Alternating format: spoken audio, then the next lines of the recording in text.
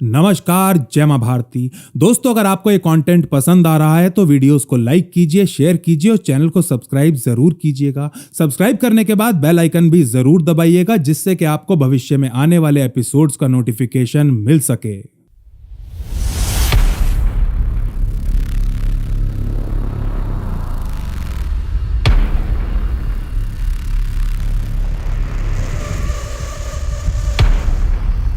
साल 2023 खत्म होने में केवल गिनती के दिन रह गए थे और कतर की राजधानी दोहा में रह रहे भारतीयों में से कुछ अपने घर जाने की तैयारी कर रहे थे तो कुछ अपने घर वालों के लिए शॉपिंग करने में व्यस्त थे। अपना देश, अपनी मिट्टी छोड़ हजारों मील दूर यहाँ दोहा में रहने वाले इन 7 लाख भारतीयों में से एक रागेश भी थे और वो चाहकर भी आने वाला नया साल अपने परिवार के साथ नहीं मना सकते थे।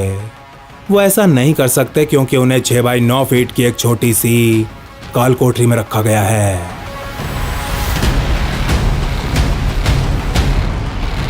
इंडियन नेवी में पैटी ऑफिसर के पद से रिटायर हुए रागेश गोप कुमार को 2017 में ओमान की एक कंपनी द्वारा कम्युनिकेशंस इंस्ट्रक्टर की जॉब ऑफर की गई थी।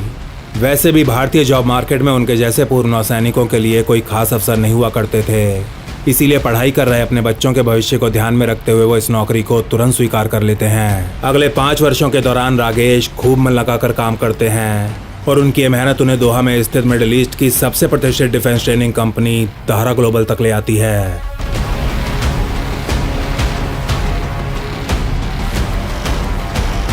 आज सुबह कोई 10 बजे रागेश को अपने घर वालों से बात करने के लिए कुछ मिनट की एक फ़ोन कॉल दी गई थी। ये कुछ मिनट जिनके इंतजार में उन्हें पूरे हफ्ते तिल तिल करके मरना पड़ता है। हर शुक्रवार की तरह सुबह भी जब रागेश की घर पर बात हुई तो एक बार फिर अपनी पत्नी से उन्हें वही शब्द सुनने को मिले। देखो रागेश, तुम ज़्यादा परेशान मत होना, बस थोड़ी सी हिम्मत और दिखाओ। खुद जयशंकर सर ने मुझसे प्रॉमिस किया है कि वो तुम्हें जल्दी वापस ले आएंगे। वो लोग दिन रात तुम्हारे केस के ऊपर काम कर रहे हैं रागेश, तुम बहुत जल्दी घर आ जाओगे। पिछले 16 महीनों से दोहा की जेल में बंद रागेश की पत्नी जब भी उनसे कहती वो तुरंत टॉपिक चेंज कर दिया करते। हाँ, सब ठीक है यार, तुम ज़्यादा टेंशन मत लो, मैं बिल्कुल ठीक हूँ यहाँ पे। ये बताओ कि बच्चे कैसे हैं, तुम कैसी हो? और हाँ, वो बैंक में पेपर सबमिट कर दिए हैं ना, मेरी पेंशन तुम्हारे अकाउंट में आने लगेगी तो थोड़ा ठीक रहेगा। आगे चल के तुम्हें और बच्चों को ज़्यादा प्रॉब्लम नहीं होगी। दोहा की इस जेल से बाहर निकल अपने देश वापस जाने की उम्मीद अब राकेश के लिए थोड़ी कमज़ोर पड़ने लगी थी। वो अच्छे से जानते थे कि उनके विदेश मंत्री एक कुशल डिप्लोमेट होने के साथ साथ एक मंझे हुए नेता भी हैं और नेताओं को तो ऐसे वादे करने की आदत होती ही है। पिछले 5 सालों से मिडिल ईस्ट में काम कर रहे रागेश यहाँ के कानून और रीति रिवाजों से भली भांति परिचित थे। वो जानते थे कि उनके ऊपर लगे आरोप कुछ ऐसे हैं कि कतर के अमीर उनकी सजा कभी माफ नहीं करने वाले, क्योंकि कतर के इतिहास में आज तक ऐसा कभी हुआ ही नहीं है। वैसे भी जो आरोप उनके ऊपर लगाए गए थे उनके तहत उनके 7 और साथियों को भी दोषी करार दिया गया था और कतर में एक साथ 8 विदेशी कैदियों को माफी मिलने का तो कोई सवाल ही पैदा नहीं होता। डिफेंस ट्रेनिंग के क्षेत्र में काम कर चुके रागेश जानते थे कि अब समझदारी इसी में है कि घर वापसी के सपने को भुला अपनी इस नई वास्तविकता को स्वीकार कर लिया जाए। उनके जीवन की ये नई वास्तविकता जिसके तहत अगले कई सालों तक उन्हें 24 में से 23 घंटे रोजाना एक छोटी सी काल कोठरी के अंदर बिताने थे।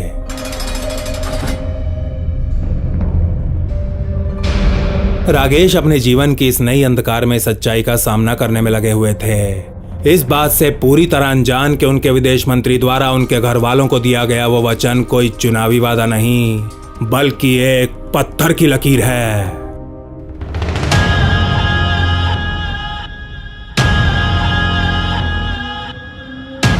रागेश को जरा सा भी अंदाजा नहीं था कि उन्हें इस काल कोठरी से मुक्ति दिलवाने के लिए खुद भारत के प्रधानमंत्री अखाड़े में कूद चुके हैं। रागेश नहीं जानते थे कि उनको घर वापस लाने के लिए दुनिया का सबसे शातिर स्पाई मास्टर कूटनीति की बिसात पर अपनी चालें चल भी चुका है। अंतर्राष्ट्रीय राजनीति की एक सबसे शक्तिशाली त्रिमूर्ति ये सुनिश्चित कर चुकी थी कि 2023 की दिवाली न सही तो कोई बात नहीं, 2024 की होली तो ये भारतीय नौसैनिक अपने परिवार वालों के साथ जरूर मनाएंगे।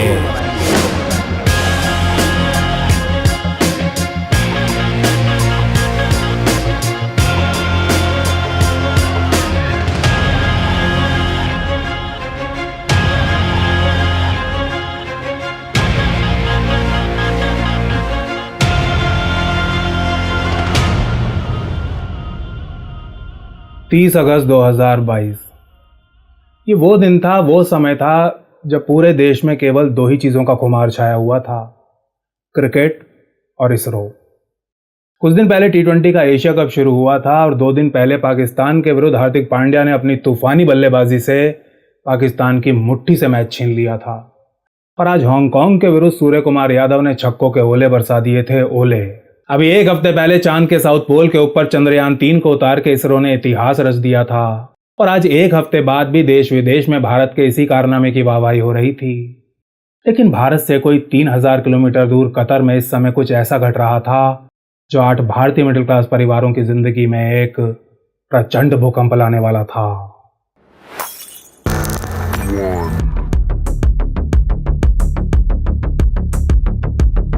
मिडिल ईस्ट के डिफेंस ट्रेनिंग सेक्टर में एक अत्यंत बड़ा और प्रतिष्ठित नाम है दारा ग्लोबल, जिसे कतर की नेवी को ब्रिज वर्क और रेडार नेविगेशन की ट्रेनिंग देने का कॉन्ट्रैक्ट मिला हुआ था। और बात जब एक नेवी शिप में ब्रिज सिस्टम सेटअप करने की आती है तो पूरी दुनिया में इंडियन नेवी का कोई विकल्प नहीं है। शायद यही कारण था कि दारा नामक इस डिफेंस कंपनी के अधिकतर एम्प्लॉइज भारत के पूर्व नौसैनिक हुआ करते थे।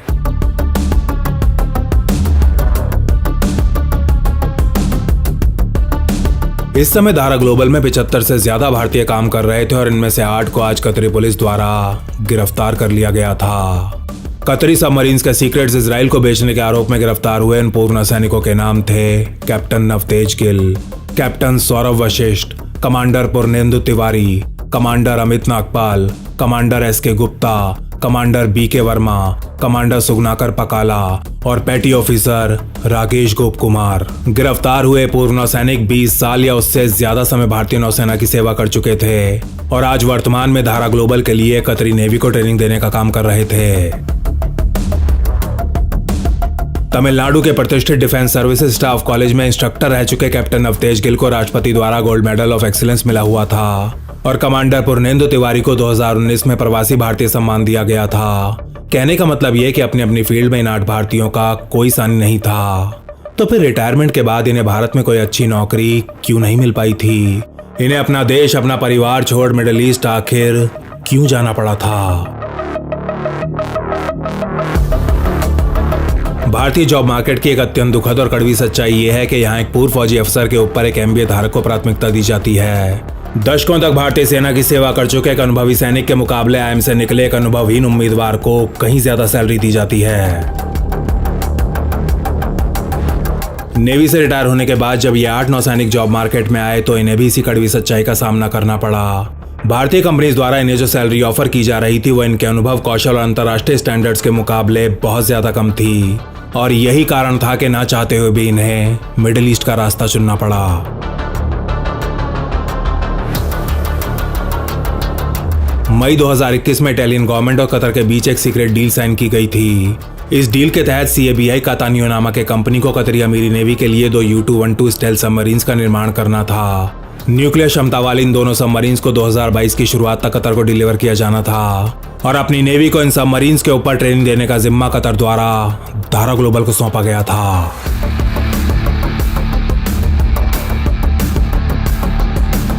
साल 2022 आने तक भारत के 8 पूर्व नौसैनिक कतरी नेवी को इटालियन सबमरीन के ऊपर ट्रेन करना शुरू कर चुके थे। ब्रिज वर्क, रेडार नेविगेशन और वॉच कीपिंग के ऊपर ट्रेन करते हुए भारतीय नेवी वेटरन्स और कतरी कैडेट्स के बीच एक व्यक्तिगत रिश्ता भी बन गया था।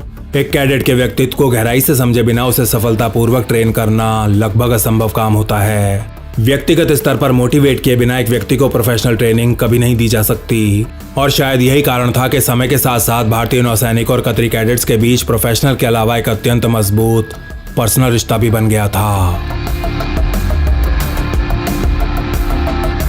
भारत से आने वाले रिटायर्ड फौजियों का असाधारण प्रोफेशनलिज्म, उच्च स्तर के स्किल लेवल्स और दूसरों के साथ सरल और मानवीय व्यवहार, ये कुछ ऐसे कारण थे जिन्होंने दारा ग्लोबल को मिडिल ईस्ट का एक सबसे प्रतिष्ठित और विश्वसनीय नाम बना दिया था।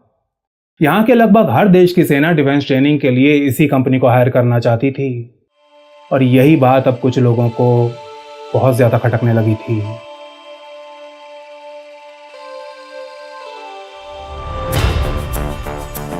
मिडिल ईस्ट के डिफेंस मार्केट में दारा ग्लोबल को कंपटीशन देने के लिए पिछले 5 वर्षों के दौरान कई नए खिलाड़ी मैदान में उतर आए थे इन नई कंपनियों में काम करने वाले ज्यादातर एम्प्लॉइज ब्रिटिश और पाकिस्तानी नेवी के रिटायर्ड ऑफिसर्स थे।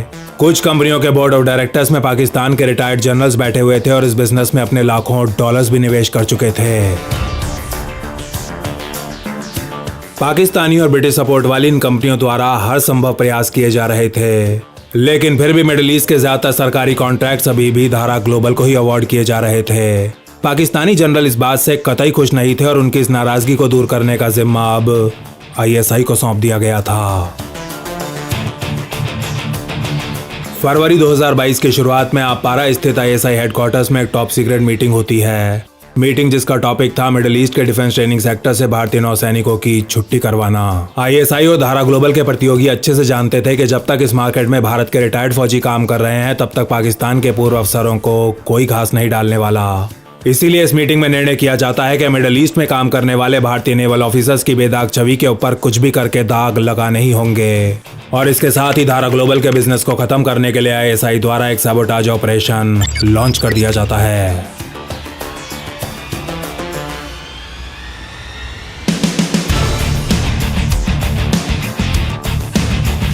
जुलाई 2022 में कतर की इंटेलिजेंस एजेंसी QSS को अलग अलग सोर्सेज से कुछ जानकारी फीड की जाने लगती है। जानकारी जिसके अनुसार धारा ग्लोबल में काम करने वाले भारतीय नौसैनिकों में से कुछ मोसाद के लिए काम कर रहे थे। QSS को मिल रही इस इंटेलिजेंस के अनुसार भारत के पूर्व नौसैनिक कतर को मिली नई नवेली इटालियन सबमरीन्स की गुप्त जानकारी इजराइल तक पहुंचा रहे थे। ये जानकारी मिलने के तुरंत बाद QSS और कतरी नेवी के अधिकारियों के बीच एक मीटिंग होती है। इस मीटिंग में नेवी ऑफिसर्स द्वारा QSS को विश्वास दिलाया जाता है कि धारा ग्लोबल के ट्रेनर्स के पास संवेदनशील जानकारी की एक्सेस हो ही नहीं सकती। कतरी नेवी के अधिकारी QSS को बताते हैं कि भारतीय नौसैनिकों को सबमरीन्स की रेस्ट्रिक्टेड यानी कि प्रतिबंधित एक्सेस दी गई है। उन्हें वेपन रेडार और आर्मामेंट पैकेज वाले एरिया से दूर रखा जाता है और इसलिए वो चाहकर भी इनसे जुड़ी जानकारी प्राप्त कर ही नहीं सकते। इस पहली मीटिंग के बाद ऐसा लगने लगता है कि QSS को मिल रही इंटेलिजेंस फर्जी है और ये मामला यहीं खत्म हो जाएगा, लेकिन ऐसा नहीं होता। कतर में एक्टिव ISI के काउंटर इंटेल विंग को इस मीटिंग की भनक लग जाती है और अब वो अपने ऑपरेशन की अगली स्टेज को लॉन्च कर देते हैं।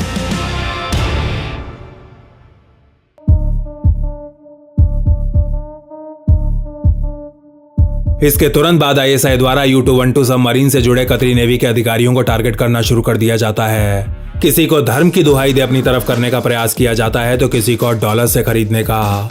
जासूसी दुनिया की सबसे पुरानी तरकीब आखिरकार काम कर ही जाती है और कतरी नेवी का एक ऑफिसर पैसे के बदले ISI के लिए काम करने को तैयार हो जाता है। 5 बच्चे और 2 बीवियां रखने वाला एक 45 वर्षीय सेलर जिसे कोड नेम दिया गया था स्माइली फेस।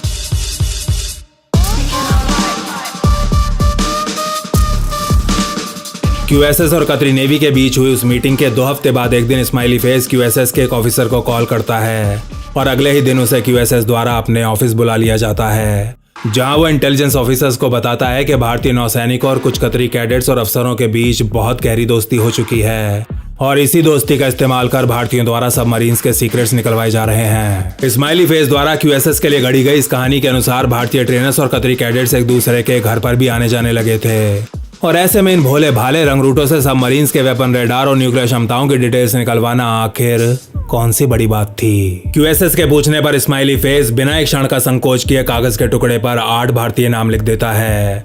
धारा ग्लोबल में काम करने वाले 8 सबसे काबिल लोगों के नाम जो उसे पाकिस्तानी एम्बेसी में पोस्टेड एक ISI एजेंट द्वारा दिए गए थे। QSS के अधिकारी आगे जांच करते हैं तो उन्हें पता चलता है कि उन 8 भारतीय नौसैनिकों और कुछ कतरी कैडेट्स के बीच वाकई में काफी गहरी दोस्ती हो चुकी है और बात जहां तक उनके विरुद्ध सबूतों की थी तो वो ISI उन तक पहुंचा ही रही थी। वैसे भी QSS की सबसे बड़ी समस्या ये थी कि वो चाहकर भी इस मामले की निष्पक्ष जांच नहीं कर सकता था। अंतर्राष्ट्रीय मामलों के जानकार कमर आगा के अनुसार कतर की पुलिस और इंटेलिजेंस कम्युनिटी दोनों में ही पाकिस्तान अत्यंत गहरी सेंध लगा चुका है। कतर की सेना से लेकर आंतरिक सुरक्षा तक हर जगह पाकिस्तानी एक बड़ी संख्या में मौजूद हैं। पाकिस्तानी जो बिल्कुल उनके जैसा लिबास पहनते हैं, उनके जैसी भाषा भी बोलते हैं और सबसे बड़ी बात यह कि दोनों का धर्म भी एक है। इसीलिए भारतीय नौसैनिकों से जुड़ा एक कोरा झूठ कतरी अथॉरिटीज तक पहुंचाने और इस झूठ को सच्चाई बनाने में पाकिस्तान को बिल्कुल भी परेशानी नहीं होती।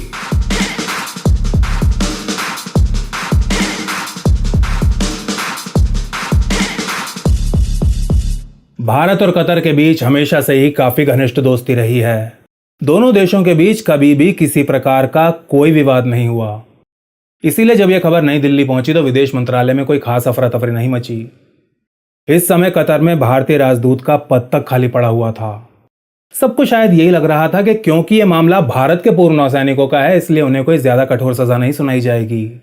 और यही इस केस में भारत सरकार का सबसे गलत मूल्यांकन साबित होने वाला था।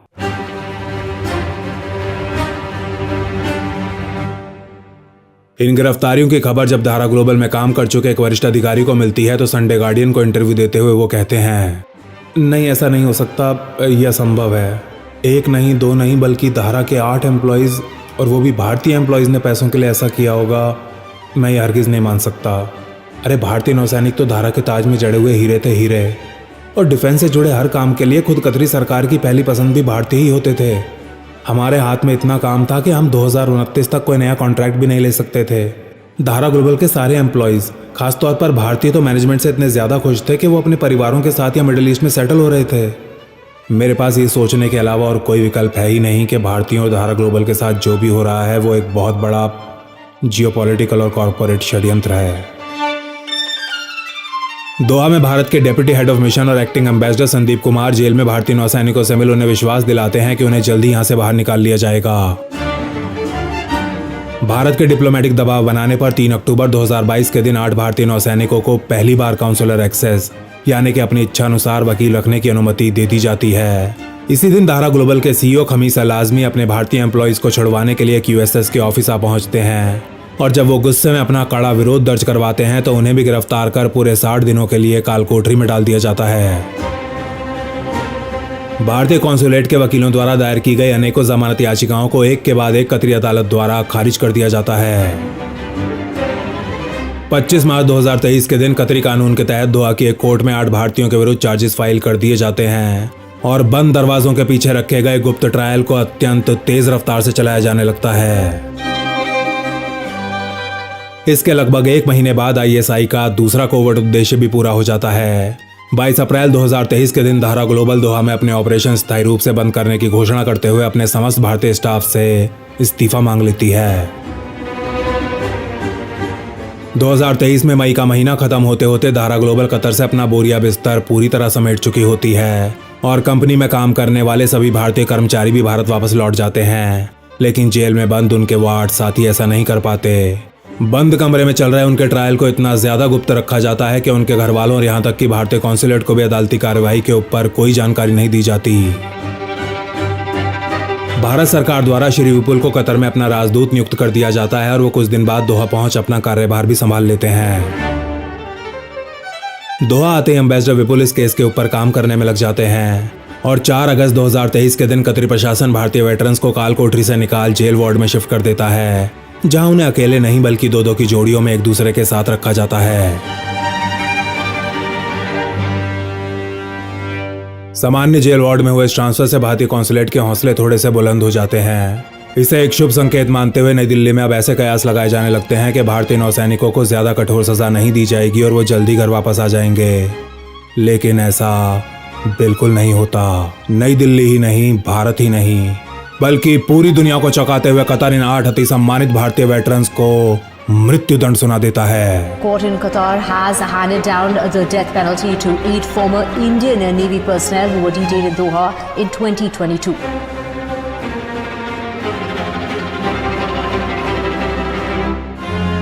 कतर की एक कोर्ट ने भारत के 1-2 नहीं बल्कि पूरे 8 लोगों को फांसी पे चढ़ाने का आदेश दे दिया था, और वो भी 8 कोई सड़क चलते मामूली लोग नहीं, बल्कि अनेकों पुरस्कारों से सम्मानित 8 भारतीय पूर्व नौसैनिक। पूरे देश में हड़कंप मच जाता है। भारत की आम जनता के लिए इस खबर के ऊपर विश्वास कर पाना काफी ज्यादा मुश्किल हो रहा था, और कुछ ऐसा ही हाल नई दिल्ली का भी था। यह खबर मिलने के तुरंत बाद प्रधानमंत्री मोदी द्वारा एक हाई लेवल मीटिंग बुलाई जाती है, जिसमें विदेश मंत्री एस जयशंकर, NSA अजीत डोवल और कतर में बैठे भारतीय एम्बेसडर विपुल समेत कई वरिष्ठ डिप्लोमेट्स हिस्सा लेते हैं। साउथ ब्लॉक में चल रही इस मीटिंग में PM मोदी बिल्कुल चुपचाप सबको सुनते रहते हैं, और जब कमरे में मौजूद हर एक आदमी अपना मत रख चुका होता है तब वो धीरे से खड़े होते हैं और कमरे का चक्कर लगाते हुए बड़े ही प्यार से कहते हैं, देखिए, आप सब ने मुझे विश्वास दिलाया था कि आप इस केस को हैंडल कर रहे हैं और हमारे नौसैनिक जल्दी घर वापस आ जाएंगे, लेकिन ऐसा नहीं हुआ और मुझे ये जानने में कोई रुचि नहीं है कि ऐसा क्यों नहीं हुआ। आप लोगों ने मुझसे कुछ कहा और मैंने उसे माना। आज मैं आपसे कुछ कह रहा हूं और आपको भी उसे मानना पड़ेगा। जब तक वो 8 नौसैनिक अपने घर वापस नहीं आ जाते, आप में से भी कोई अपने घर नहीं जाएगा। जब तक उनमें से हर एक आदमी यहां वापस अपने बच्चों से नहीं मिल लेता, तब तक आप में से भी कोई अपने बच्चों का मुंह नहीं देखेगा।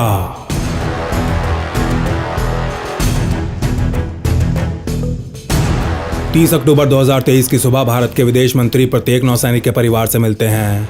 वो उन्हें विश्वास दिलाते हैं कि इस समय उनका केस भारत सरकार की सर्वोच्च प्राथमिकता है और जब तक उनके प्रियजन सकुशल घर वापस नहीं आ जाते, तब तक विदेश मंत्रालय एक क्षण के लिए भी चैन से नहीं बैठेगा। खबर यह है कि अब सिर्फ और सिर्फ 9 दिन बचे। इन 9 दिनों में अगर नहीं रोक की लगाई गई, नहीं अपील की गई, तो हमारे जो पूर्व नौसैनिक अफसर हैं उन्हें फांसी दे दी जाएगी इन 9 दिनों के अंदर। समय हाथ से रेत की तरह निकला जा रहा था। हर बीतते क्षण के साथ फांसी के फंदे और भारतीय नौसैनिकों के बीच की दूरी कम होती जा रही थी। कोई और आस्ताना देख नवंबर की शुरुआत में अजीत डोवल RNDW के चीफ रवि सिन्हा के साथ एक टॉप सीक्रेट मीटिंग करते हैं। इस मीटिंग में अजीत डोवल रवि सिन्हा से कहते हैं कि उन्हें कुछ भी करके ISI द्वारा कतर में रचे गए धारा षड्यंत्र के ऊपर सबूत इकट्ठे करने होंगे। पिछले 3 दशकों के दौरान खुद अजीत डोवल भी अरबी दुनिया में सैकड़ों हाई लेवल कॉन्टैक्ट्स बना चुके थे और अब उन कॉन्टैक्ट्स को इस्तेमाल करने का समय आ गया था। इस मीटिंग के तुरंत बाद RNDW द्वारा कतर में अपने अंडरकवर एसेट्स को एक्टिवेट कर दिया जाता है और इन एसेट्स को हैंडल करने का जिम्मा एक ऐसे सीनियर ऑफिसर को सौंपा जाता है जो मिडिल ईस्ट में 1 दशक से ऊपर काम कर चुका था। इस ऑफिसर का कोड नेम था सारथी। RNDW चीफ से आदेश मिलते ही ऑफिसर सारथी कतर में मौजूद अपने 4 सबसे होनहार एजेंट्स का चुनाव करते हैं। इन चारों को पिछले 3 सालों के दौरान धारा ग्लोबल से जुड़ी ISI की हर एक गतिविधि को खोद कर निकालना था। इसके अलावा ऑफिसर सारथी अपने कुछ एसेट्स को 24/7 सर्वेलेंस करने का जिम्मा भी सौंपते हैं। इन एसेट्स को उन सभी कतरी कैडेट्स के ऊपर इंटेलिजेंस इकट्ठा करनी थी जिनके साथ भारतीय नौसैनिकों के घनिष्ठ संबंध बन गए थे।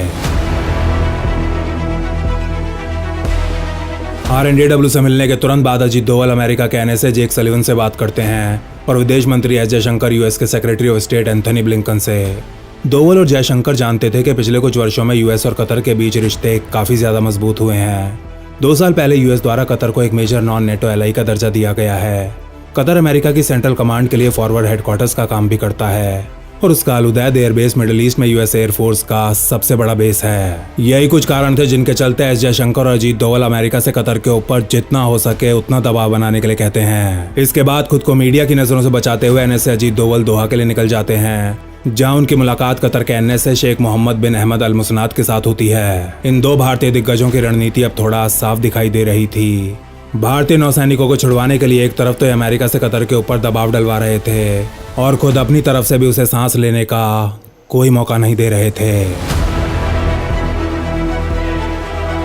अजीत डोवल और कतरी NSA के बीच हुई मीटिंग के तुरंत बाद कतर द्वारा भारतीय नौसैनिकों को एक बार फिर काउंसुलर एक्सेस दे दी जाती है और अपील पर निर्णय आने तक उनकी फांसी की तारीख को भी पोस्टपोन कर दिया जाता है। इसके 2 दिन बाद विदेश मंत्रालय एक बयान जारी कर देश को बताता है कि नौसैनिकों की सजा के खिलाफ कतरी कोर्ट में अपील दायर कर दी गई है और मामले को गुप्त रखने की शर्त पर कतरी अथॉरिटीज द्वारा नौसैनिकों के ऊपर लगे चार्जेस की डिटेल्स भी उनको सौंप दी गई हैं। कतर के ऊपर बन रहे इस दबाव को और ज्यादा भारी करने के लिए अजीत डोवल और S जयशंकर तेहरान, रियाद और मस्कट के साथ भी लगातार संपर्क बनाए हुए थे और ठीक इसी दौरान दोहा में काम कर रहे RNDW के 2 एजेंट्स अपने टारगेट तक पहुंच गए थे।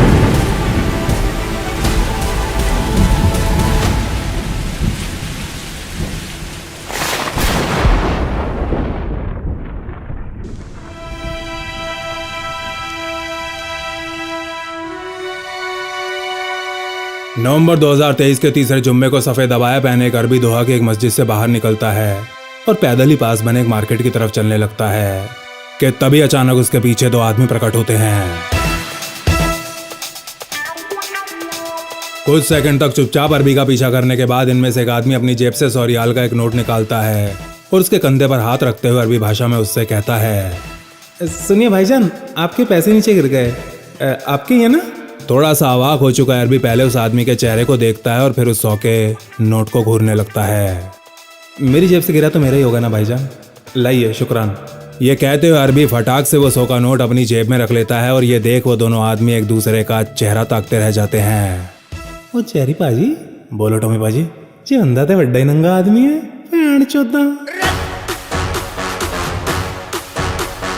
इनमें से एक आदमी दूसरे के कान में धीरे से कहता है और इतने में वो अरबी वापस मुड़ अपने रास्ते चलना शुरू कर देता है कि तभी पीछे से एक बार फिर उसे वही आवाज सुनाई देती है। अरे भाईजान कहाँ जा रहे, सुनो तो सही, आपके पूरे 100 रियाल वापस किए हैं भाई, थोड़ा सा मुस्कुरा तो दो हैं।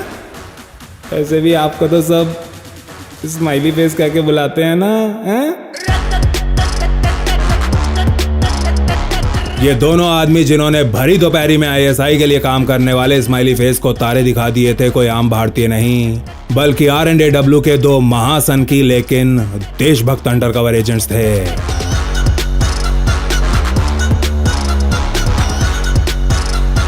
एजेंट टॉम और जेरी के नाम से प्रख्यात इन दोनों एजेंट्स को ऑफिसर सारथी द्वारा विशेष इसी काम के लिए चुना गया था। एजेंट टॉम के मुंह से अपना ISI का कोड नेम सुनते ही स्माइली फेस की आंखों के सामने अंधेरा छा जाता है, चेहरे का रंग पीला पड़ने लगता है और दिल हलक में आके अटक जाता है। ये क्या बकवास है, जानते भी किससे बात कर रहे हो? हाँ? तुम्हारी माँ की सालों। अरे भाईजान अभी अभी नमाज पढ़ के निकले और गाली दे रहे हो, कुछ तो अल्लाह का खौफ करो। अरे हम कौन है उसे छोड़ो ना, वैसे भी हमारी किस्मत ऐसी कहाँ कि कोई हमें जानने में इंटरेस्ट रखे। लेकिन हाँ, आप कौन और किसके लिए काम करते हो आपकी गवर्नमेंट को जानने में इंटरेस्ट ज़रूर होगा। क्यों जेरी बाजी, होगा कि नहीं होगा? और टॉमी बाजी एक काम करते हैं ना, कल पता ही लगा लेते हैं, फिर जो होगा देखा जाएगा। पैंच। अरे भाईजान आप कौन और मेरी क्यों मारने पे तुले हो? अच्छा आप चाहते क्या हो, प्लीज़ वो तो बताओ। अपने दोनों हाथ जोड़ स्माइली फेस से कहता है तो इस बार एजेंट जेरी बोलना शुरू करते हैं। उदारा ग्लोबल के इंडियन सेलर्स के खिलाफ जितने भी झूठे सबूत QSS को दिए थे ना, उन सब की एक कॉपी कल शाम तक हमें मिल जानी चाहिए। फ़ोन पे तुमको टाइम और जगह बता दी जाएगी। और हाँ, अगर तुमने फ़ोन नहीं उठाया या कल तुम नहीं आए या फिर तुम्हारी जगह कोई और आया, मतलब अगर तुमने ज़रा सी भी होशियारी दिखाई तो कौन सा बैंक सीखा टॉमी भाई? इस्लामाबाद वाला, और फैजल बैंक जेरी भाई, फैजल। हाँ फैजल बैंक, वो इस्लामाबाद के फैजल बैंक में आपकी बेगम जान का अकाउंट है ना, उसकी सारी डिटेल्स आपकी फ़ोटो के साथ कतर के हर सरकारी डिपार्टमेंट और न्यूज़ वेबसाइट को भेज दी जाएंगी। वो क्या है ना भाईजान, आपको अपना नाम स्माइली फेस से बदल के फकी फेस रखना पड़ जाएगा। फकी फेस।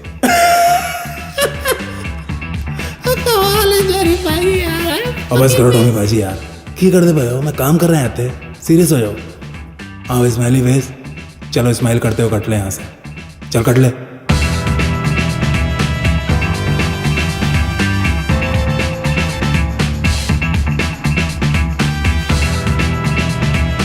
स्माइली फेस को इतना तो समझ में आ ही गया था कि उन दोनों अनजान आदमियों को उसके पास आखिर किसने भेजा होगा, और वो ये भी जानता था कि अब उसके पास केवल 2 ही रास्ते हैं।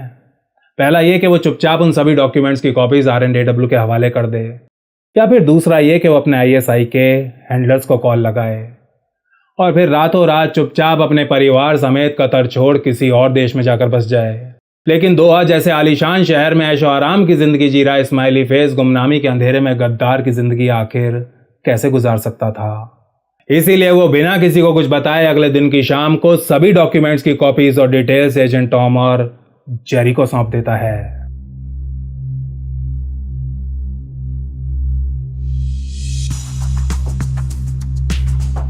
RNDW एजेंट्स द्वारा प्राप्त की गई इस इंटेलिजेंस को बिना किसी विलंब नई दिल्ली भेज दिया जाता है।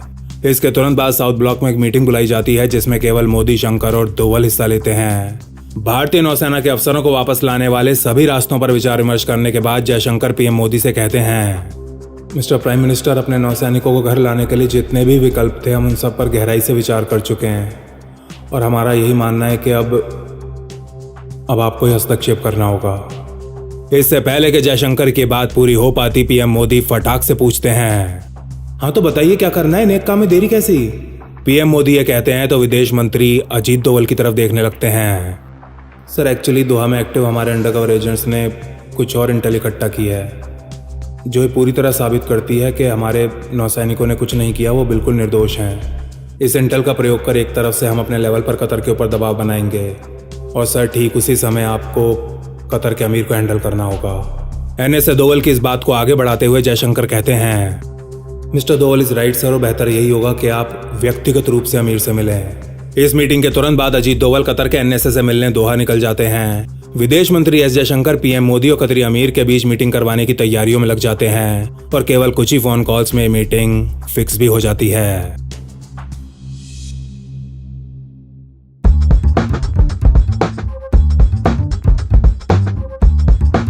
भारतीय नौसैनिकों की गिरफ्तारी के लगभग 1.5 साल बाद कतर के अमीर तमीम बिन हमाद अल थानी और भारत के प्रधानमंत्री नरेंद्र मोदी के बीच दुबई में पहली बार मुलाकात होती है।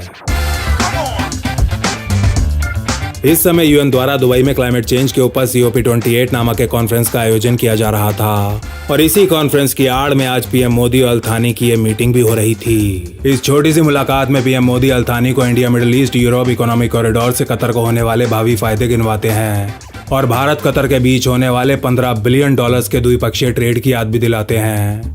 पीएम मोदी अल थानी से कहते हैं कि अगले कुछ वर्षों के दौरान वो इस ट्रेड को ऊपर ले जाना चाहते हैं, नीचे नहीं, और दोनों ही देशों को ध्यान में रखना चाहिए कि इस ट्रेड के ऊपर गलती से भी कभी कोई आंच ना आए।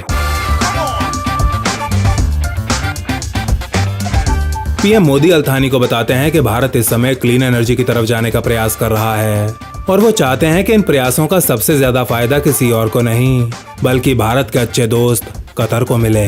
पीएम मोदी इशारों में अल थानी को ये समझा रहे थे कि आने वाले दशकों में भारत को अरबों डॉलर्स की गैस खरीदनी है और इसके लिए मिडिल ईस्ट का लगभग हर बड़ा देश उनके पीछे पड़ा हुआ है।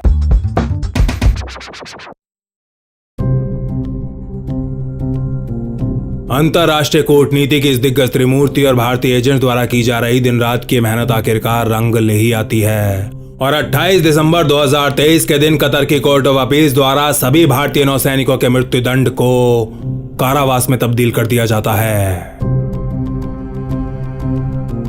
नई दिल्ली के साउथ ब्लॉक में जब पीएम मोदी को इस फैसले की डिटेल्स बताई जाती हैं तो थोड़ी देर मुस्कुराने के बाद वो सबसे कहते हैं, भाई बधाई हो, बहुत अच्छा काम किया आप लोगों ने। अब ये बताइए कि तैयार तो है ना आप लोग? अगले 25 सालों तक अपने घर वालों से दूर रहने के लिए तैयार है ना आप लोग? इस कमरे में मौजूद हर आदमी का चेहरा सफेद पड़ चुका था। अरे भाई क्या हो गया? यही तो तय किया था ना हमने कि जब तक हमारे नौसैनिक अपने घर नहीं आ जाते हम भी अपने घर वालों से नहीं मिलेंगे। अगर आप सब इसके लिए तैयार हैं तो भाई बहुत बढ़िया बात है। इस मैटर को यहीं क्लोज करते हैं और अपनी पीठ थपथपा लेते हैं। हाँ, अगर आप अपने घर वालों से दूर नहीं रह सकते तो ये खुशियाँ मनाना छोड़िए और मुझे ये बताइए कि अपने नौसैनिकों को दोहा की जेल से बाहर निकाल के यहाँ तक लाना कैसे है।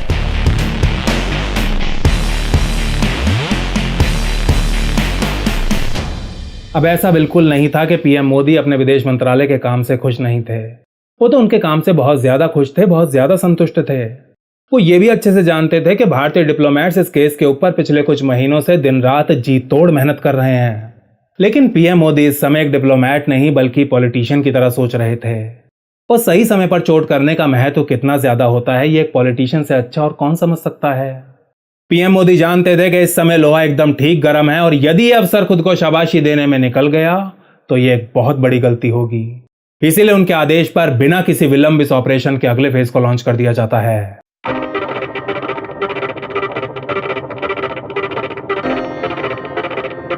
भारतीय नौसैनिकों की सजा को पूरी तरह माफ करवाने के लिए अब कानूनी दावपेच शुरू कर दिए जाते हैं, जिनके तहत कतर की कोर्ट ऑफ कैसेशन में एक अपील दायर की जानी थी। विदेश मंत्री एस जयशंकर अपने 6 सबसे विश्वसनीय डिप्लोमेट्स के साथ व्यक्तिगत रूप से इस अपील पर काम कर रहे थे, लेकिन फिर भी उनके सामने कई सारी रुकावटें थीं। अपील की इस प्रक्रिया को पूरा होने में 3 से 4 महीने का समय लगने वाला था, लेकिन पीएम मोदी उससे कहीं पहले नेवी वेटरन्स को भारत में देखना चाहते थे। इसके अलावा मिडिल ईस्ट के राजनीतिक माहौल में रोज कोई ना कोई बदलाव आ रहा था और ऐसे में कतर की अदालती प्रक्रिया के ऊपर विश्वास करना एक बहुत बड़ी गलती हो सकती थी। इसीलिए निर्णय लिया जाता है कि अब भारत की समस्त डिप्लोमेटिक मशीनरी का पूरा प्रयास सिर्फ और सिर्फ कतरी अमीर से पार्डन यानी कि सजा माफ करवाने के ऊपर होगा। इसके कुछ दिन बाद पीएम मोदी कतर के अमीर को एक फोन कॉल करते हैं और आखिरकार वो 8 के 8 भारतीय नौसैनिकों की सजा माफ करने को तैयार हो ही जाते हैं। ये खबर मिलते ही पीएम और विदेश मंत्रालय में खुशी की एक लहर दौड़ जाती है कि तभी एस जयशंकर के पास कतर के प्रधानमंत्री का फोन आता है और उनकी सारी खुशी गायब हो जाती है। कतर के प्रधानमंत्री जयशंकर को बताते हैं कि अमीर द्वारा भारतीय नौसैनिकों को माफी रमजान के दिनों में यानी कि 10 मार्च के बाद दी जाएगी। कतरी पीएम का संदेश ले विदेश मंत्री और एनएसएस अजीत डोवाल तुरंत प्रधानमंत्री से मिलने निकल जाते हैं। नहीं जयशंकर जी, हम इतना लंबा इंतजार नहीं कर सकते भाई, रमज़ान में अभी काफ़ी दिन है और तब तक तो कुछ भी हो सकता है। आई अंडरस्टैंड दैट सर, लेकिन ये कतर का बहुत पुराना रिवाज है। उनके यहाँ रमज़ान के मुबारक महीने में ही कैदियों की सज़ा माफ़ की जाती हैं और मुझे नहीं लगता कि वो लोग हमारे लिए अपना एक इतना पुराना रिवाज बदलेंगे। जयशंकर ये कहते हैं तो थोड़ी देर कुछ सोचने के बाद पीएम मोदी उत्तर देते हैं, अब देखिए भाई, अपना रिवाज तो उनको बदलना ही पड़ेगा।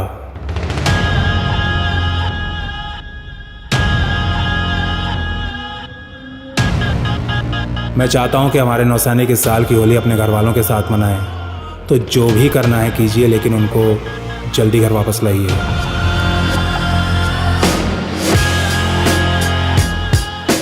इसके बाद एक बार फिर एनएसए डोवाल दोहा के दौरे पर निकल जाते हैं और विदेश मंत्री अपना इंटरनेशनल कॉलिंग का बिल बढ़ाने में लग जाते हैं। मिडिल ईस्ट के एक बहुत बड़े शाही परिवार में अपने कॉन्टैक्ट से एनएसए डोवाल को पता चलता है कि कतर के अमीर और प्रधानमंत्री भारत के साथ नेचुरल गैस की डील करने को अत्यंत व्याकुल हैं और यदि ये डील नहीं हुई तो इसे उनकी एक बहुत बड़ी डिप्लोमेटिक असफलता माना जाएगा। बस फिर क्या था, प्रधानमंत्री मोदी द्वारा कतर के अमीर को एक और कॉल की जाती है। केवल कुछ मिनट चली एक फोन कॉल जिसका बिल पूरे 78 बिलियन डॉलर्स यानी कि 6,24,000 करोड़ रुपए का आने वाला था।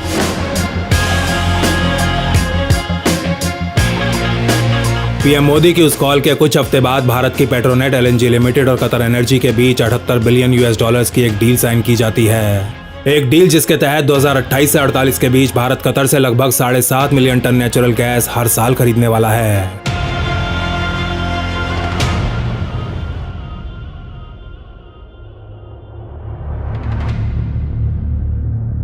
बाहरी दुनिया में चल रहे इस कूटनीतिक खेल से पूरी तरह अनभिज्ञ भारत के वो 8 पूर्व नौसैनिक दोहा जेल की काल कोठरी में किसी तरह अपने दिन काट रहे थे।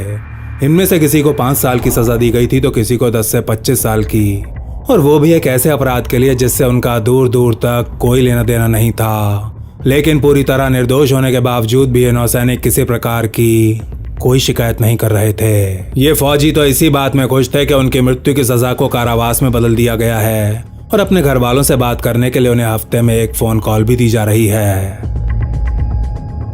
आज शनिवार का दिन था और अभी कल ही नाटो ने अपने अपने घर वालों से फोन पर बात की थी और अभी अगले शुक्रवार के इंतजार में एक एक क्षण गिन गिन कर काट रहे थे कि तभी इनकी काल कोठरी के बाहर कुछ कदमों की आवाज आने लगती है। कुछ सेकंड बाद जब कोठरी का दरवाजा खुलता है तो इनके सामने 5-6 गार्ड्स के बीच दोहा जेल का लंबा चौड़ा जेलर खड़ा होता है। अपना भावहीन चेहरा लिए जेलर सबसे पहले कोठरी के अंदर चारों तरफ अच्छे से नजरें घुमाता है और फिर थोड़ी देर तक भारतीय नौसैनिकों को घूरने के बाद उनसे कहता है, अपना अपना सामान पैक करके सुबह 9 बजे तक तैयार रहना, और हाँ 9 बजे मतलब 9 बजे। इससे पहले कि नौसैनिक कुछ बोल या पूछ पाते जेलर कोठरी से बाहर चला जाता है। दरवाजे को बंद कर दिया जाता है और एक बार फिर 6 बाई 9 फीट का एक कमरा काले स्याह अंधेरे से भर जाता है।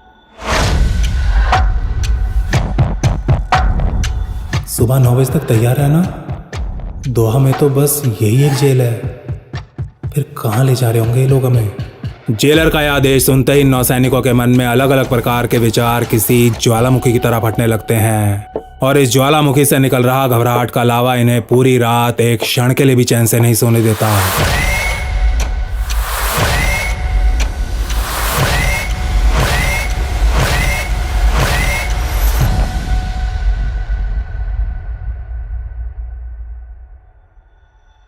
अगले दिन सुबह के ठीक 9 बजे एक बार फिर इन भारतीयों की सेल का दरवाजा खुलता है और इन्हें बिना कुछ बताए एक एक करके जेल परिसर में खड़ी एक बस के अंदर ले जाकर बिठा दिया जाता है। भारतीय नौसैनिक यहाँ मौजूद जेल अधिकारियों से बार बार पूछते रहते हैं कि उन्हें आखिर कहाँ ले जाया जा रहा है और क्यों। लेकिन उन्हें कोई जवाब नहीं मिलता। लगभग 15 मिनट बाद ये बस जेल परिसर के बाहर निकल जाती है और कोई आधे घंटे दोहा की सड़कों पर चक्कर लगाने के बाद भारतीय एम्बेसी में प्रवेश कर जाती है।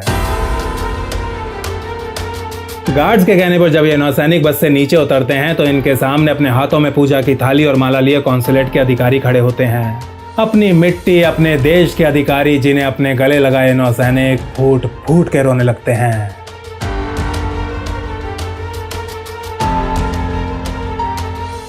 फरवरी 2024 को देर रात नई दिल्ली जाने वाली इंडिगो की एक फ्लाइट रोज की तरह दोहा एयरपोर्ट से टेक ऑफ करती है और रोज ही की तरह आज भी इस फ्लाइट में कुल 240 यात्री सफर कर रहे होते हैं। इस बात से पूरी तरह अनजान के उनके साथ उनकी इस फ्लाइट में आज भारत के वो पूर्व नौसैनिक भी सफर कर रहे हैं। भारत के पूर्व नौसैनिक जिनको घर लाने के लिए पूरा देश महीनों से प्रार्थना कर रहा है।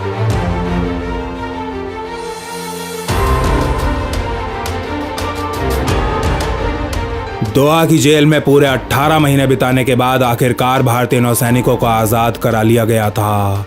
वो अपने घर जाने के लिए एक भारतीय एयरलाइंस की फ्लाइट में बैठ चुके थे और अब अपने घर वालों को गले लगाने से उन्हें दुनिया की कोई ताकत नहीं रोक सकती थी। इधर भारतीय नौसैनिकों को ले इंडिगो की फ्लाइट टेक ऑफ करती है और उधर उनके घर वालों को विदेश मंत्रालय से कॉल्स आना शुरू हो जाती हैं।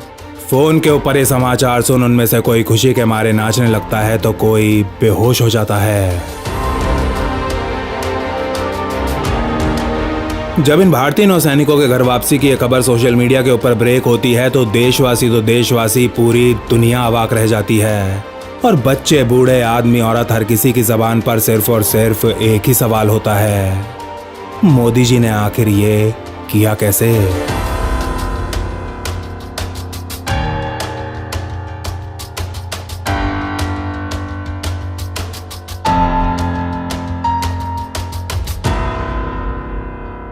असल में कतर के अमीर ने भारतीय नौसैनिकों को छोड़ने का मन बना तो लिया था, लेकिन अभी नहीं बल्कि रमजान के दिनों में। लेकिन पीएम मोदी रमजान तक वेट नहीं करना चाहते थे, इसीलिए उन्होंने दो टूक शब्दों में अमीर से कह दिया था कि यदि वो अभी के अभी भारतीय नौसैनिकों को छोड़ दें तो $78 बिलियन की LNG डील उनकी हो जाएगी। अब ऐसा भी नहीं था कि ये कोई नई डील थी, नहीं, भारत तो दशकों से कतर से LNG खरीद रहा था और अब इस डील को एक बार फिर से रिन्यू कर दिया गया था। 31 जुलाई 1999 के दिन भारत और कतर के बीच हुई डील 2028 में एक्सपायर होने वाली थी और अपने गैस इंपोर्ट्स को पूरा करने के लिए भारत के पास दो रास्ते थे। पहला ये कि वो कतर के साथ अपनी इस डील को रीनेगोशिएट करे या फिर दूसरा ये कि वो एक नए सिरे से एक नई डील किसी और देश के साथ फाइनल कर ले। और कतर में भारत की बड़ी कूटनीतिक जीत हुई है तो कतर ने आज भारतीयों को रिहा कर दिया है। कतर की जेल में बंद थे आज भारतीय। पीएम मोदी, एस जयशंकर और अजीत डोवल जानते थे कि जब ये खबर बाहर आएगी तो मीडिया में इस प्रकार के कयास अवश्य लगाए जाएंगे कि अपने नौसैनिकों को छुड़वाने के लिए भारत ने कतर के साथ ये डील साइन की है। मुट्ठी भर लोगों की रिहाई के लिए देश की अर्थव्यवस्था को नुकसान पहुंचाया है। वो जानते थे कि मीडिया में ऐसा जरूर होगा और वो चाहकर भी इसके ऊपर कोई सफाई नहीं दे पाएंगे। अब विदेशी लोग इस बात को भले ही ना समझे, लेकिन भारत के लोग अच्छे से जानते हैं कि उनके प्रधानमंत्री एक कट्टर राष्ट्रवादी होने के साथ साथ जन्मजात गुजराती भी हैं और एक गुज जो इस दुनिया में सब कुछ बर्दाश्त कर सकता है लेकिन पैसे का नुकसान नहीं।